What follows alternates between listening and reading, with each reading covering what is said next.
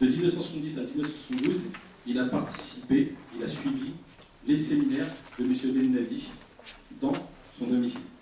Et dès 1976, il s'est attelé à l'édition et à la réédition en français des ouvrages de Bennabi, auxquels il a consacré de nombreuses préfaces. En 2003, je pense que c'est 2003, il a donné une conférence à Lima sur Bennabi à l'occasion de l'année de l'Algérie en France. Cette conférence a été donnée dans le cadre du premier hommage officiel rendu à M. Bennabi. Et ensuite, le modérateur, le frère Jamel Hamri, qui est licencié en marketing et communication, diplômé du CERCI, qui a une licence en études islamiques à l'Institut à l'IID, l'Institut de la pensée islamique en France, un master aussi en civilisation musulmane à l'Université ouverte de Catalogne, et qui, dans ses temps perdus, rédige des articles sur les sciences islamiques et les sujets d'actualité, et il prépare d'ailleurs un mémoire sur la pensée de Malik Bennabi. Je vous remercie de votre attention et je vais appeler, Inch'Allah, les différents intervenants.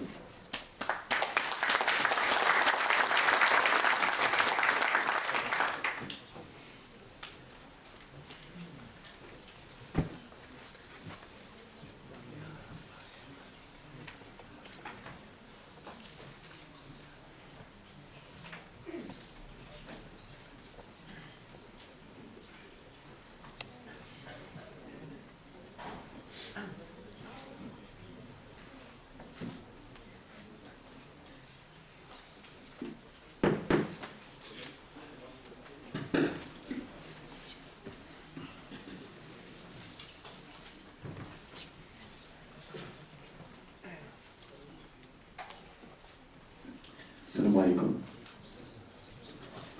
Merci Tawfiq pour la présentation de Renovo.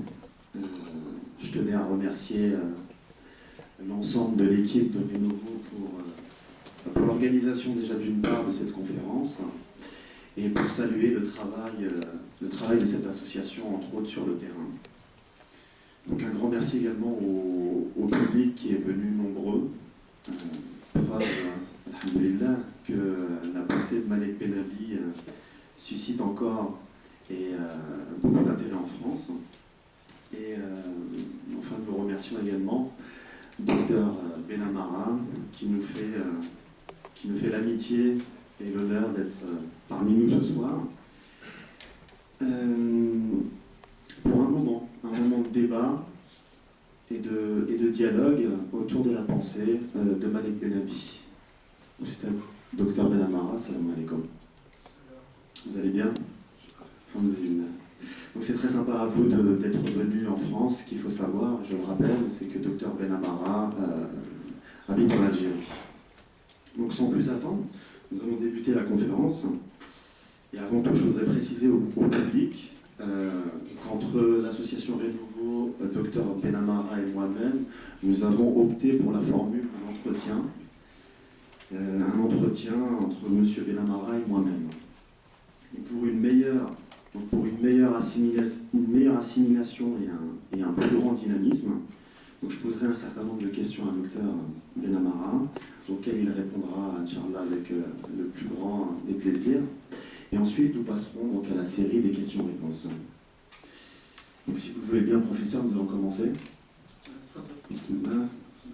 Donc, puisque le thème d'aujourd'hui, de ce soir, est la notion de la civilisation dans la pensée de Malik Bennabi, ma première question sera d'ordre historique. Selon vous, quelle est la genèse de la notion de civilisation dans la pensée de Malik Bennabi? Le concept de civilisation est central chez Bennabi et il hérite toute sa pensée. Il est à ce point important qu'il a réédité en langue arabe la plupart de ses livres sous le titre générique de Problèmes de civilisation.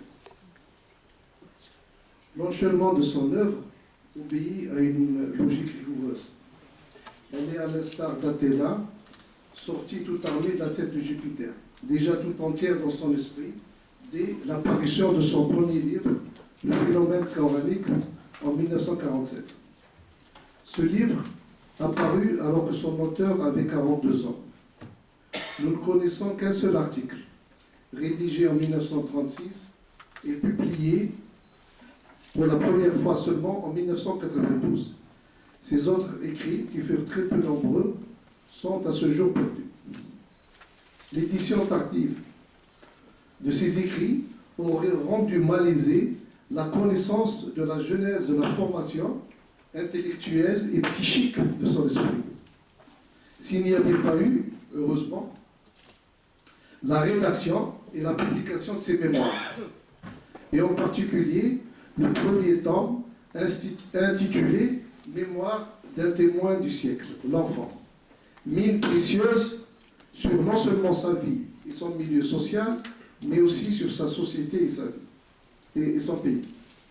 Ben Nabi a ressenti d'abord, au plus profond de lui-même, le drame de sa société, avant de l'explorer en intellectuel.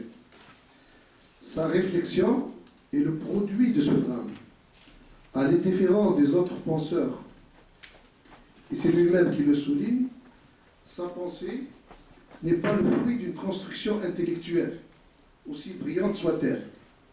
C'est sûrement pour cette raison qu'il s'est senti proche de Nietzsche. Ben Nabi est né en 1905, en Algérie. Pays alors colonisé qui avait connu de grands bouleversements par l'installation d'un peuplement européen de plus en plus important qui a accaparé tous les leviers politiques et économiques, marginalisant totalement le peuple algérien. Après l'échec des révoltes, les Algériens ne trouvèrent refuge que dans la religiosité et le souvenir d'un passé lointain, supprimé et glorieux, où ils prenaient leur revanche sur un présent si humiliant. Leur identité relevait de leur appartenance à l'islam. Ce lien qui les apaisait troublait au contraire le jeune Ben Ali. Si l'on devait juger un arbre à ses fruits, l'état lamentable des musulmans en Algérie n'interpellait-il pas l'islam lui-même?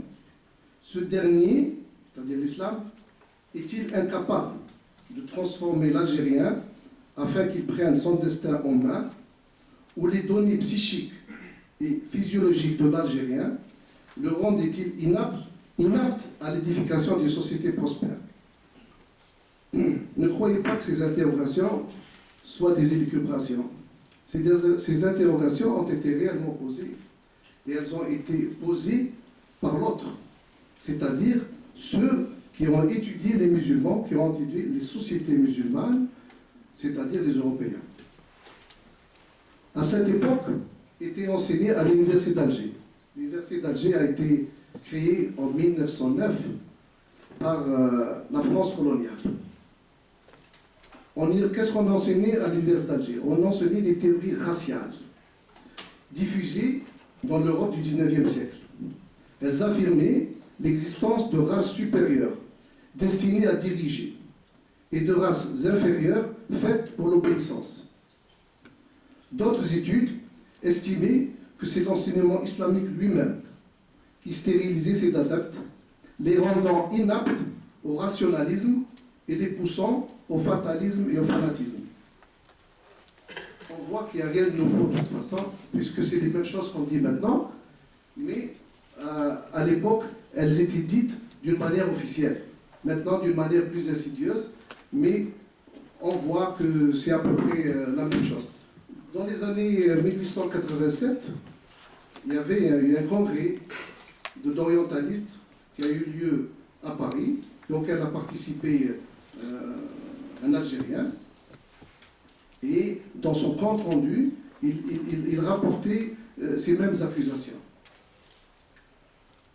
Le Nabi voyait dans l'enseignement de l'histoire un démenti à toutes ces théories. À une période précise de l'histoire, son pays, qui ne s'appelait pas encore l'Algérie, faisait partie d'une région où la société était prospère et qui était productrice de savoir et d'innovation. C'est ce que l'histoire a appelé l'âge d'or de l'islam, c'est-à-dire à peu près du fin du 7e siècle jusqu'au 14e, 15e siècle. et où justement toutes ces accusations étaient démenties par l'existence de cette société et de sa prospérité et du savoir qu'elle produisait. D'autres, et surtout parmi les musulmans, estimaient que la situation qui leur est faite dans leur pays provenait d'une défaite militaire qui l'a asservi. En quelque sorte, il ne s'agit que d'un accident de l'histoire. Ben-Nabi voyait dans l'histoire contemporaine une région du monde, l'Europe occidentale, en pleine expansion économique et militaire, qui dominait la presque totalité de la planète. Cela ne pouvait pas être le fruit d'un accident de l'histoire, mais le résultat d'un mouvement historique irrépressible. La période précise que nous avons évoquée plus haut ne concernait pas simplement le territoire qui s'appelle l'Algérie, mais une région infiniment plus vaste. Cette région qui va aujourd'hui de Tanger à Jakarta vit fondamentalement la même situation et les différences locales n'ont que peu d'influence. Si j'ai cité l'Algérie, l'Algérie n'a été pour Ben-Nabi qu'une simple illustration. Ce n'est pas la situation de l'Algérie qui lui a donné, bien sûr, qui a formé son esprit. Ça a été une illustration. D'ailleurs, quand il va écrire Les conditions de la Renaissance, qui est son premier livre, où il va proposer une vision tout à fait novatrice sur les possibilités de sortir de cet état, il l'avait appelé les conditions de la Renaissance algérienne. Mais plus tard, il va enlever le mot algérien pour ne garder que les conditions de la Renaissance, voulant montrer ainsi que son propos ne s'intéressait pas uniquement à l'Algérie, mais au monde musulman dans son ensemble.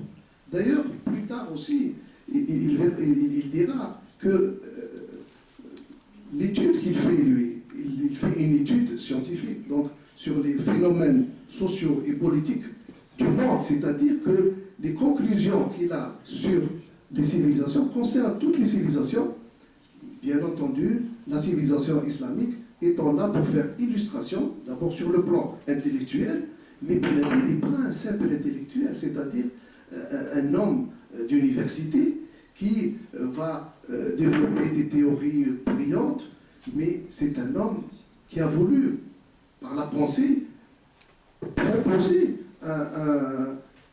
disons, un projet de rénovation du monde musulman. Pour Ben-Nabi, ces mouvements historiques qui se déploient dans le temps et l'espace, à un moment donné, ont intrinsèquement les mêmes caractéristiques et ont pour nom civilisation, que ce soit civilisation islamique ou civilisation occidentale, par exemple. Très bien, docteur. Donc, une fois établi ce concept de civilisation, quelles en sont les principales caractéristiques?